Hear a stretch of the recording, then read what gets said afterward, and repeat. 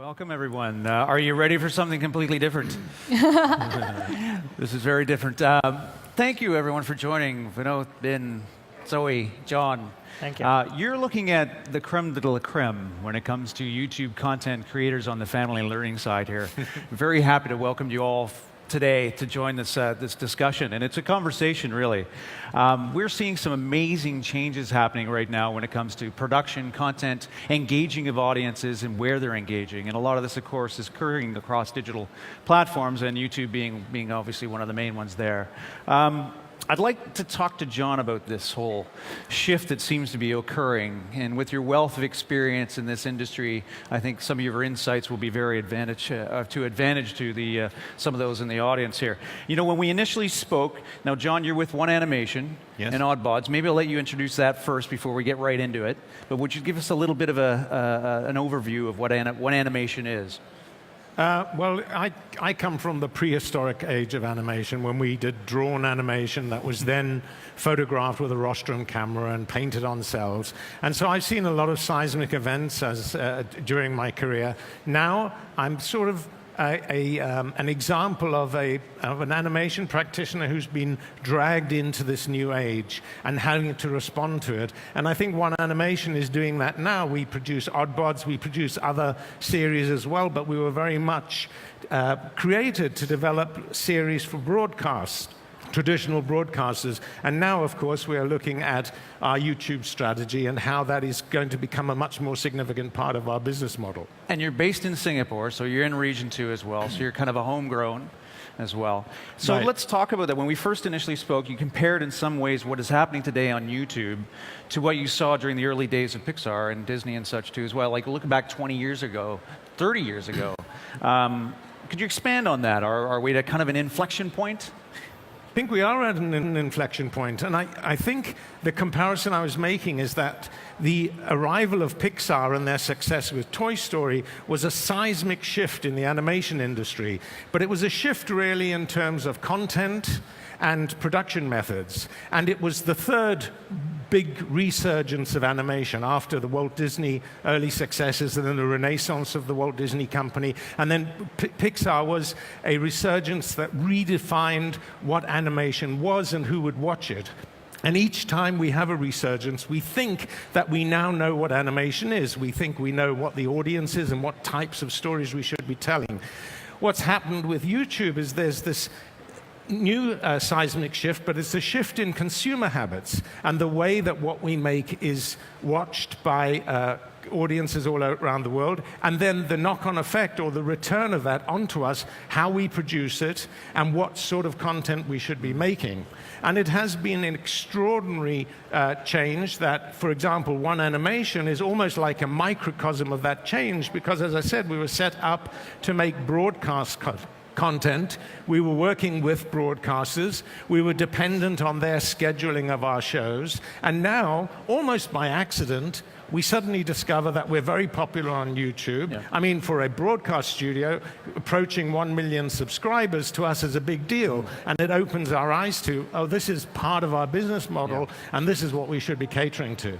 And Zoe, maybe you can take that a little bit further. I mean, when you're looking at Iconics and the history of Iconics and the story, it's very similar in some respects. Your history on YouTube, you're fairly new to YouTube if you really think about it. Now, how did you evolve in that space? So Iconics is the home of the two well-known characters called Bororo the Little Penguin and Tayo the Little Bus. So we are the animation company in Korea, which is the biggest and the oldest. So we started to create the animation that we deliver the content to the TV. So we used to deliver the content TV, but now everything is digital. Mm-hmm. Every platform has different users and their needs are different. So now we are one of the big channels on YouTube, and because we don't go to the stations that, oh, could you put our shows on the TV, because it's on YouTube. Yeah. All the kids are watching from everywhere. So it's kind of a similar story, right, to One Animation. Yeah, absolutely. In that we thought we knew what our model was. And actually, we ended up on YouTube just because we had a bunch of content that wasn't appropriate for subscribers. And Vinod was saying earlier about having, I got a 2-minute clip. Nobody wants it, right? We had 325 1-minute clips, but no broadcaster wants 1-minute clips. So we kind of put it on YouTube as like, let's just put it out there. Somebody might enjoy it. And it's become a major driver of the business. Yeah, it's really connected with audiences, similar. right? Similar, I mean, for Zoe, your international sort of approach too has come into play. Your audience isn't necessarily all based in Korea, correct? No. So our shows are made in Korea, produced in Korea, but 80 to 90% of our views are coming from overseas. So thanks to YouTube. So Thank you. And the fans. Yeah. So what we think is that the story doesn't go away. Yeah. Story goes to universal. So every kid around the world probably share the same emotions, same feelings, and the story tells it. So that's why that kids all over the world love Bororo and Tayo, and they enjoy it. Yeah. And now turning to Vinod, I mean, Vinod, you've got a very interesting story too as well, and so does Ben. I mean, the smart study story is quite incredible too in terms of how you've evolved. We'll get to that in a sec. But Vinod, could you explain kind of how your business really got started? Well, it all started in 2013 when I wanted to do a small animated clip for my daughter. So my daughter's name is Harshita, who is still called at home as Chuchu. So I did this nursery rhyme named Chubby Cheeks. I made different versions of my daughter, and with different dresses, hairstyles, and I did that nursery rhyme. So when I showed it to her, she loved it a lot. What happened next was I thought if she likes it, I thought I was sure the kids around the world should like it. And there was only one platform where someone can upload anything upfront, right? Yeah. So it was YouTube. So I went ahead and uploaded it in YouTube. And to my surprise, that video got around 300,000 views in just 2 weeks. Yeah. So I was just surprised. I went to my partners. A couple of guys are here. So I went to them and said, guys, there's something in this. Why not we try one more video? So we did this Twinkle, Twinkle, Little Star, the second video, in our own Chuchu TV style. That got even more popular, and we got 5,000 subscribers with just 2 videos. So that's when YouTube partner manager called us and encouraged us to do more of this content. And that's it. We are here today with our channels having more than 15 million subscribers together, and with more than 10 billion views. Yeah, we weren't going to talk about numbers. Yeah. But it is pretty incredible, the numbers that you've racked up over in that, 4 years, basically? Yeah. Just over 4 years. Yeah. What do you attribute to the success? Like what is the secret sauce here for Chuchu TV? There's nothing like a secret sauce. I would say, like we somehow understand what kids love. So we evolved over this. We did a lot of content. We understood. We got a lot of comments, and it's about to catch that place where a kid loves certain things. You need to be there, and you need to think like a kid. Yeah. So our team, myself, there's Krishnan, Ajit, and others. Now we all think. Because we have the smaller kids at home. Yeah. So we always play with them on a day-to-day basis. So it's like we have started to think like a kid. So we personally feel only if you think like a kid, you'll be able to create good content for kids. Yeah. So it's like it's our kind of an experience, and that I would say is a secret sauce. And one more thing, we would owe this success to mainly to YouTube and our fans, because without YouTube, I would have, as I told already, I couldn't have gone to a TV company with a 2-minute clip. So YouTube was there, so I just went ahead and uploaded it. So and then again, the fans liked it, the parents liked it, and they sent in a lot of comments which encouraged us to make it as a business model. Yeah. Ben, you guys didn't start out on YouTube. Smart Study did not start out as a YouTube business at all. Well, yeah, we started as mobile app developer, so we are a content producing company, and just to explain a little bit about what we make, we create animated songs and stories for preschool kids that are educational and also entertaining. And we've been creating mobile apps for years now, and we've been always mobile first, which means we focus on creating content that are specifically designed to be consumed through mobile devices. And our content is mainly distributed through mobile apps, all developed in-house, and also streaming channels like YouTube and Amazon Prime. Yeah. So that's how we started. Right, and do we want to mention just some of the success that you've had? I mean, Ping Fong, if you've ever listened to Baby Shark, if you who here has kids? Raise your hand if you have children at home. Anyone who knows Baby Shark? Come on. Few. Yay. But you have again, that has reached everywhere. I remember watching a clip out of Shanghai from a classroom, and this whole classroom jumping around to Baby Shark. Yeah, the entire school. They were outside, and every student, they were singing Baby Shark song with, and one kid had like a shark suit on. I was like, what's going on in China? It was great, amazing. And YouTube has been such a great platform for us to raise our brand awareness, because we've been in mobile app business for like 6-7 years, and we've been one of the actually #1 grossing education app in 112 countries, dropping numbers. But it's really when we started our YouTube channel, which was about 2 years ago, that the search amount for Ping Fong really started to increase, and within those 2 years, we've seen like 400%, 500% increase in the search amount. And YouTube is the quickest channel where you can reach the audience globally. Yeah. So, talking to numbers and metrics and such, analytics, how important are analytics in what you do and how you plan? Vinod, do you? Yeah, we regularly follow analytics, and we feel it's one of the key things. Even it helps us to take decisions on what content to make, because analytics, YouTube analytics gives us all the audience retention analytics, and watch time and everything. So this will help us know which content is being watched really well and which is not doing so well. Yeah. So our motto is simple: which is doing well, just do more of it. It works, right? So even when we started, when we did the first video, analytics helped us to decide that there is a business model in this, because first few videos we got almost 87% of audience retention time. My audience watched 80%, 87% of a single video. Yeah. So this gave us confidence that people are loving our content. Yeah. So this enabled us to think that we need to do more of this content and make this as a business model. But is that the difference? I mean, that you actually now, through digital platforms, have access to analytics, whereas, say, John, we were talking earlier about the difference with broadcast, or at least the traditional age of animation or distribution. You didn't have as much of that.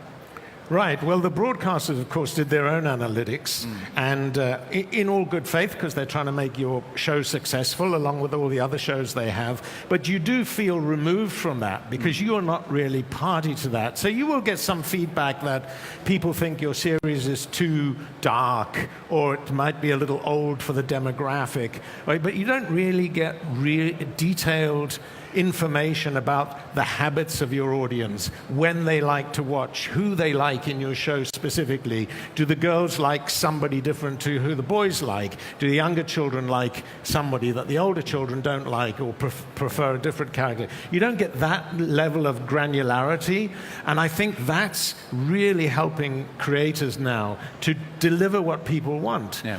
So, to me, you call it analytics, but being an old-fashioned guy, I just think of it as asking the audience what they want, when they want to watch, who they want to watch, what they like to watch, and what they like to watch at different times and at different stages in their life. So how, and I'll put this to the rest of you, how are you looking at that audience behavior? How deeply are they involved in your own processes? How close do you get to them? So for us, we have a similar experience, like John said. So we are the animation company who used to deliver the content to the TV. So when you deliver your content to the TV, you don't know which episodes are, someone's favorite, or, can we get the view ratings? They're bringing it a month later.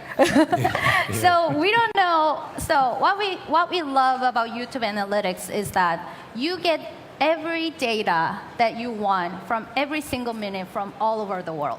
Yeah. So for example, we have one season has 26 episodes, and every episode has different storylines. So what we found out is that every country loves different stories. Yeah.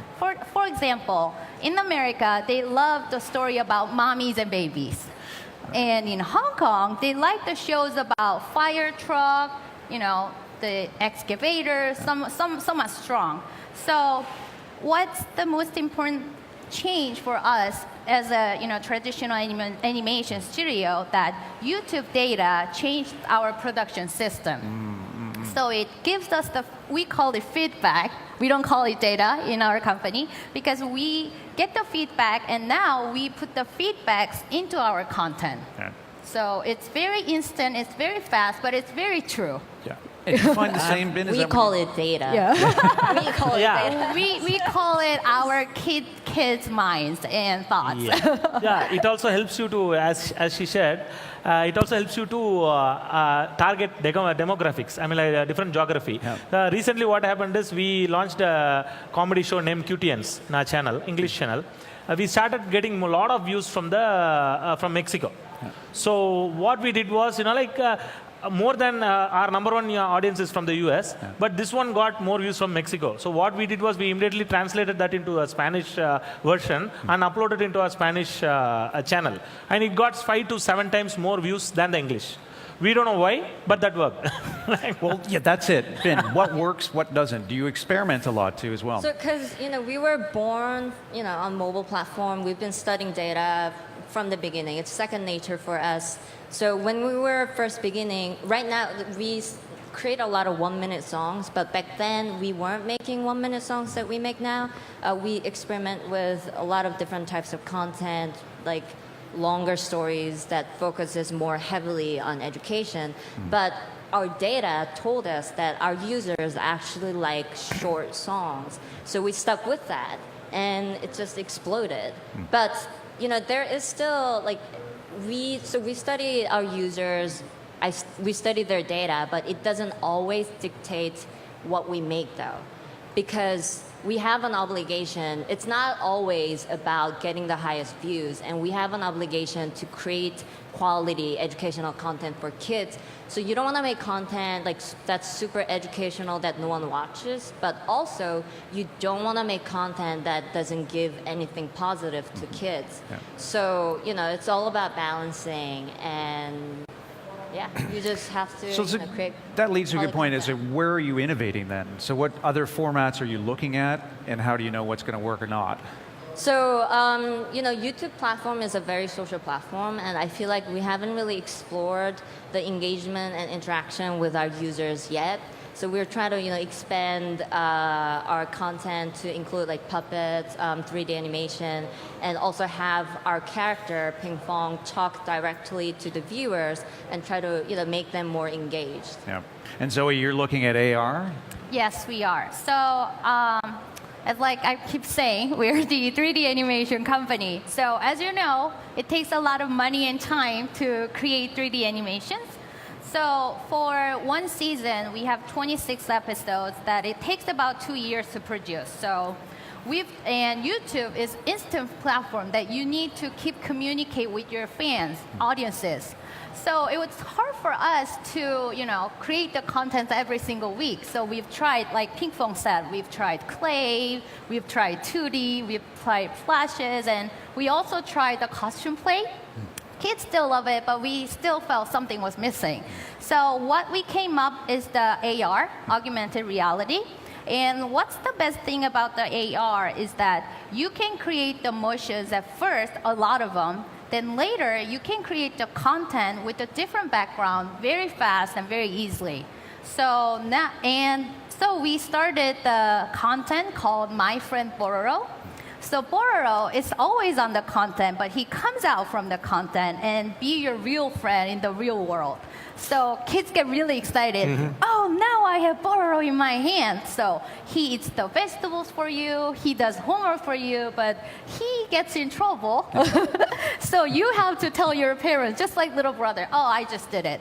So we have 3 episodes on YouTube you should watch because kids are all over the world are loving it. I mean, we don't think that they take it as an augmented reality. They take it as oh, it's Bororo, and it's still the same content that I love. So we think it's the best technology where animation studio can use it. Yeah. Vinod, same sort of angle there is like, what are you looking to drive that sustainability of engagement?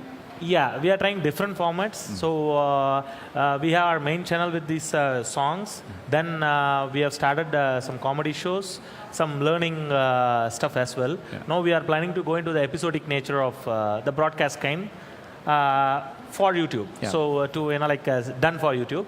And we also started to go more educational. Yeah. And we have started an exclusive YouTube series named Learning English is Fun.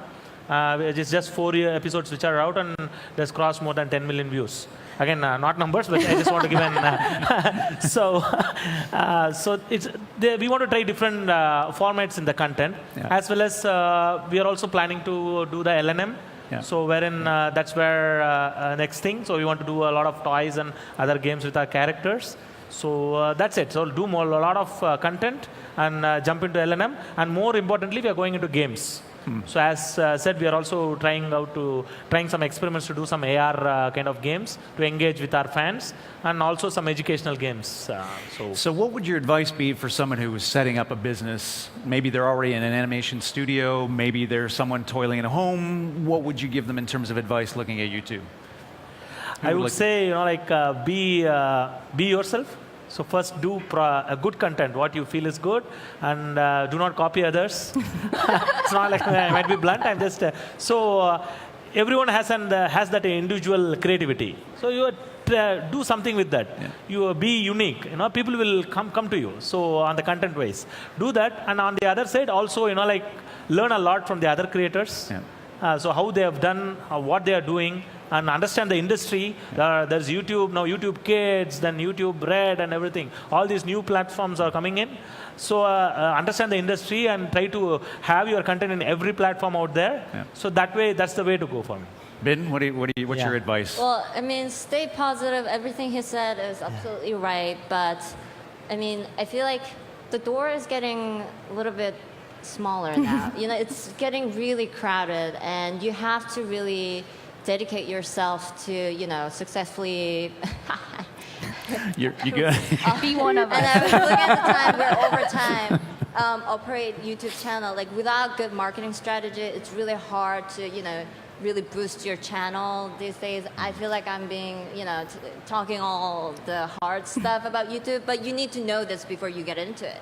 That's why I'm mentioning this. To the reality. Yeah, it's definitely not so easy. Yeah, you need to be, not like when we started in 2013. Yeah. I think we had the advantage of the front runners. Yeah. So now it's kind of tough, but then it's not, I have seen many channels which have started in the past 1 year, and they have picked up really well. Yeah. So there is still a lot of scope in YouTube to become a success story in YouTube. Excellent. And on that note, we're going to wrap it up because we are over time. I'd like to thank you all again. Listen, get your opportunity, have a chat with them. They have some really interesting stories to share and insights. This is your opportunity. They'll be around for a while. Yeah? Yeah, we'll be here. And all day. Thank you all again for joining in. Thank you. Thank you. Thank you for having us. Thank you.